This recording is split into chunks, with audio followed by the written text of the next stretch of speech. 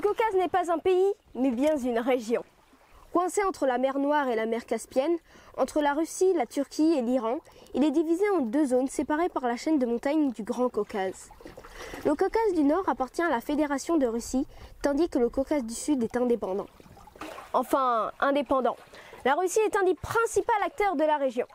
Mais pour remonter au début de ses relations avec le Caucase, il faut aller dire bonjour à l'URSS, en évitant le NKVD si possible. En 1921, l'armée rouge, celle de Russie, envahit le Caucase du Nord et du Sud. D'ailleurs, il y a à cette occasion un détail plutôt anecdotique, mais qui joue un rôle dans le modelage religieux de la région. En 1921, lorsque l'armée rouge tente de franchir la chaîne de montagnes du Grand Caucase, elle repère un endroit où il est plus facile de passer, l'Ossétie du Sud.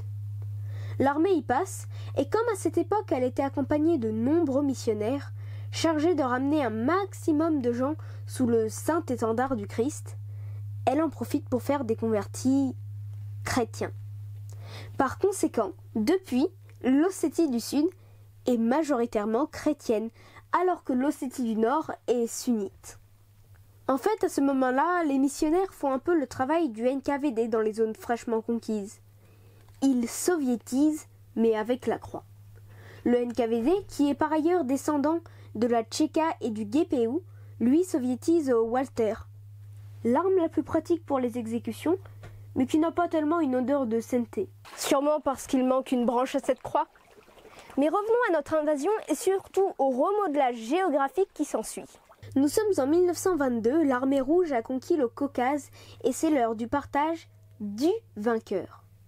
Tout d'abord est créée en 1922 la République socialiste fédérative soviétique de Transcaucasie. Ouf, les Russes, les champions des noms longs et des non-dits.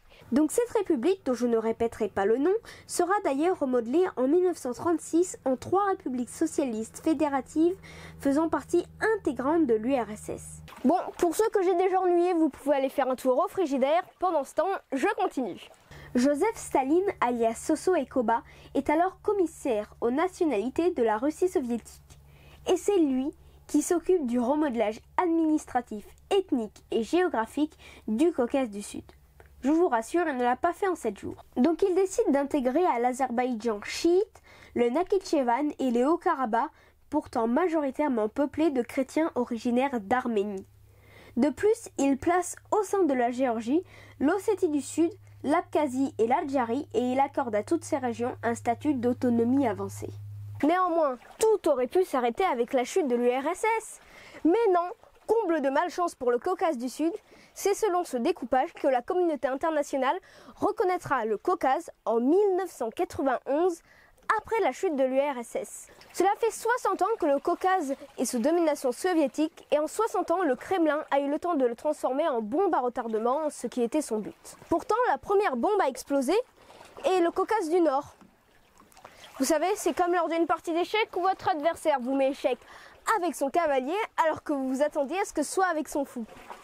C'est stressant et très énervant. En l'occurrence, le cavalier, c'est la Tchétchénie qui en veut à la Russie. En effet, il y a entre ces deux pays une rancœur historique. Je vous explique. Pendant la Seconde Guerre mondiale, Staline avait fait déporter ce peuple qu'il accusait de collaboration et de complot avec les Allemands. Et apparemment, les Tchétchènes ont la mémoire longue. En effet, en 1992, elle refuse d'intégrer la Fédération de Russie. La Russie, quoi? C'est un affront et une attaque directe envers Moscou qui s'en étouffe avec sa vodka. Et en 1994, la première guerre de Tchétchénie éclate. Ce conflit oppose les nationalistes tchétchènes aux troupes russes. Cette guerre se termine en 1996, mais sera suivie par une seconde guerre de Tchétchénie de 1999 à 2000. Néanmoins, n'oublions pas la situation explosive du Caucase du Sud, qui est également un lieu où de nombreux intérêts cohabitent et parfois se heurtent. Tout d'abord, les intérêts du Kremlin, qui essaye de retrouver son omniprésence, sa puissance, son indispensabilité... Non, je crois que je me suis un peu emballée. Bon, il faut mieux que je continue à déballer les intérêts du Kremlin dans cette région. Donc la Russie possède de nombreuses bases militaires dans la région, ainsi que des intérêts économiques. Mais sont également présents l'OTAN, qui a bénéficié de la chute de l'URSS, l'ONU qui entretient une politique de voisinage dans le Caucase du Sud, la Turquie qui a des intérêts économiques et stratégiques, ainsi que l'Iran qui veille à ses intérêts nationaux. Avec tous ces acteurs stratégiques, la région a de quoi ressembler à un jeu d'échecs où chacun tente de placer ses pions à sa manière. La Russie de Vladimir Poutine, qui a repris le contrôle du Caucase du Nord et qui l'a mis en scène lors des Jeux de Sotchi sur les bords de la mer Noire, tente également de retrouver son contrôle sur le Caucase du Sud, et pour cela il a une grande présence économique et surtout de nombreuses bases militaires. Alors il nous reste d'autres pays et enjeux à voir dans la région du Caucase, mais les secrets du Kremlin m'attendent, alors je dois y aller.